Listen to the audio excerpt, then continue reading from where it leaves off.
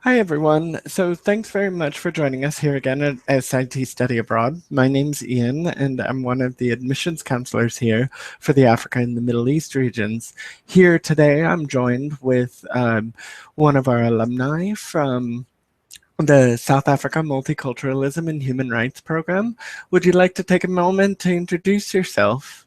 Hello, everyone. My name is Kelsey Warren. I go to school at the University of Redlands in Southern California, where I study human rights. And I went on the South Africa Multiculturalism and Human Rights program a little over a year ago in fall of 2014.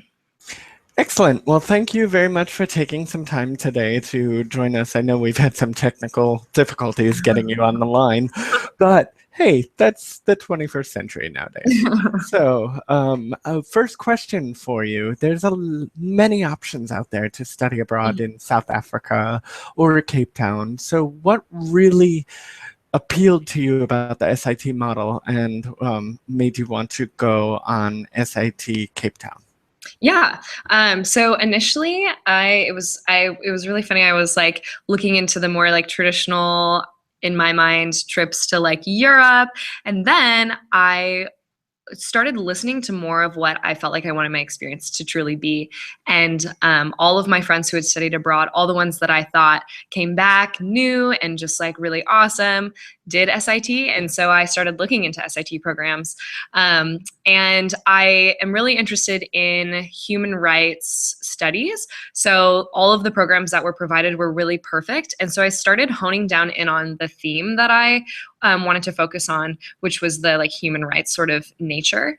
And I chose South Africa because it was a country that I'd kind of heard of more so than others, and knew that was a little more like metropolitan and very diverse with lots of different people. So that was what really interested me in going to South Africa. And I felt that the South Africa program was probably a little more like a little more easy to go on potentially because of the fact that it is more metropolitan. And so it wouldn't be like as maybe extreme as like going camping in Tanzania or something. So I found like that happy medium for myself.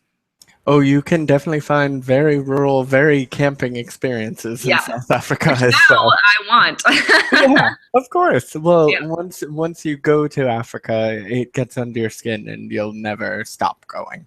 Yeah. So, but thank you very much for that. So you mentioned many different aspects about South Africa and SIT that appealed to you. So if you had to pick one aspect of the program that was your favorite, that maybe taught you something you don't think you could have learned anywhere else, what would that be?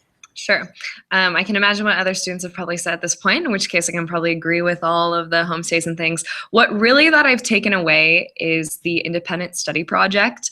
I initially, when looking into SIT, thought this was a brilliant idea. And this is a very truly unique experience to have as an undergraduate student, to be able to conduct your own research and truly pick your topic in any of these locations. And so I would say the independent study project was the one big, like my favorite thing that I would take away from this experience, because I got to work on it for a month. I got to choose a topic that ended up being really awesome and I really liked. And I've been able to use my independent study project towards I like just recently presented it at a conference. I've used it in my like day-to-day academics, and I just grew a lot from the experience and being able to like interview different people. So independent study project. Excellent there.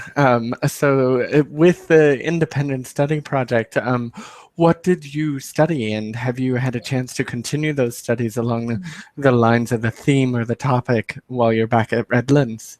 Yeah. So my paper and the final title was called "On Air with the Community: An Exploration of 5 Different Community Radio Stations in the Western Cape Area." So I went to 5 different community radio stations and I each interviewed them. And what I was asking was how they're connecting to their different communities in this post-apartheid democracy, South Africa. So after 1994, all these new waves of communication were being brought up, and I saw that local radio stations seemed like they were doing something about it. And so I was interested to see their activism and their incorporation of human rights through this communication model. And since being back at Redlands, I haven't continued my studies particularly in this field, but I've been able to integrate a lot of what I learned in South Africa into my studies now. And like if I were to be in a class and have to pick a country to like do a project on or a research thing, I would probably pick South Africa just because I do have a lot of knowledge about it. So I've been really grateful to have this experience abroad, because when I come back and I'm in my social science courses, I'm able to bring forth this experience and apply it to everything that we're learning, whether that's like theoretical or just kind of like providing those examples to like back up the text. So my experience has truly been like flourished in my classes, and I have like woven it into my education. But I haven't continued particularly with my independent study project, but we'll see what happens in the future, potentially. Yes, definitely. And you need to make sure you keep in touch with us, because we always like to see where alumni end up in regards to what they did on the program and what they do with the information they gathered. Yeah. So now to change directions a little bit here, I really, with the experiential learning model in SIT, we intentionally keep the programs on the smaller side. I mean, yours is one of our larger programs, and it was still under 25. And we do that so you get the really intense personal experiential learning environment. But on the other end, it really doesn't let people know what SIT is. So how would you explain SIT to someone who doesn't know who we are? Yeah, so I actually do this all the time. I tell my friends about SIT so often because I think so many people would benefit from a program like this. While it can be kind of intimidating maybe at first, because a lot of it is pretty independent, but you do have that group. So I would say there's like a list of things that SIT is, and there's a list of things that SIT is not. I would say SIT, in my program, we were doing a lot of moving around. So I had 4 different homestays, and we were going from each homestay. I would say a lot of what I was doing too was it was group oriented, but a lot of independent work as well. So fostering your ability to be independent. Also, I would say like we were with that group of like other American students, so that provides a really interesting experience as well too. So you're not going to like a big university by yourself. You're with a group of students and you're kind of moving around and learning with them. And that actually does teach you a lot about America as well too. So that can be really interesting. And I would definitely say too that the experiential learning. So we had a classroom that we would go to daily, and we would have visitors come and speak. So it was like visiting professors, people from nonprofits, and then we would also integrate that with going to museums, different shows, lots of different things. Like I could just start rattling them off. So that's what I would say SIT is. And I would say SIT is not that big university feel that you are going to be like at the one university just primarily studying there. I would say it's not really something that's like necessarily a steady schedule. Things are kind of like changing, so you have to be dynamic. So that sounds like a very packed time there in Cape Town for you. So, it was. Yeah, and I totally know that city very well, so it is definitely a lot on offer there. Yeah. So now, if there was one thing that you know now that you're a year back home and you're on the accomplished side of the program, you've been through the program. So if there was one thing that you know now that you wish you knew before the program, what would that be? So whenever I come back, people are asking that big question, how was study abroad? And I say it was very transformative. And so one of the ways in which I think it was transformative and the big kind of takeaways that I brought back was that I feel like I listen better. Because of everything that I learned. I feel like it really changed my perspective about a lot of different things, in which case I feel like I am doing more like listening of people and their experiences. And through my different homestays, a lot of the time it was like sharing, but also listening and kind of like educating yourself by listening to all these different stories and all these different people. And then just taking time for yourself to really kind of like dissect that. So now I'm a better listener, and I feel like that has really benefited me. So I'm very grateful for that.